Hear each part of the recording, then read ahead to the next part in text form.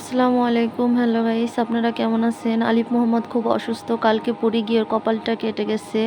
ও বলছিল, আম্মু আমাকে কিছু খাবার দাও, আমি দাদুর ঘরে টিভি দেখতে যাব। আমি খাবারটা দিয়ে ও দৌড়ে গিয়ে ওইখানে টিভি দেখতে থাকে। ওর ছোট ভাই ওর কাছে খাবার চায়, তখন ও দিতে যায়। তখন খাবার ওর ওইটা নেবে না, অন্য আরেকটা নেবে। তখন আলিফ ওইটাই ওকে জোর করে দিতে যায়। তখন পড়ে গিয়ে হঠাৎ দরজার সাথে লেগে ওর ওখানে কেটে যায়। অনেকখানি কাটছিল, রক্ত বের হচ্ছিল। আমি তো অনেক ভয় পেয়ে কান্না করছিলাম। তখন ও কান্না করছিল। কোথাও কোনো গাড়ি নেই, ওইভাবে দৌড়াতে দৌড়াতে বাজারে নিয়ে যায়। বাজারে যাওয়ার পরে দেখি সেখানে কোনো ডাক্তার নেই। সকাল 8:30 কিংবা 9টা বাজে। তখন একটা ডাক্তার পেয়ে ওখানে ব্যান্ডেজ করে দেয়। তারপরে বাড়িতে আনার পরে 11:30টার দিকে অন্য একটা ডাক্তারের কাছে নিয়ে যায়। আমরা সবসময় যে ডাক্তারটা আলিফকে দেখাই, সেই ডাক্তারের কাছে নিয়ে গিয়ে ওকে ওষুধ এনে দেয়। ও খুব অসুস্থ হয়ে পড়ছিল।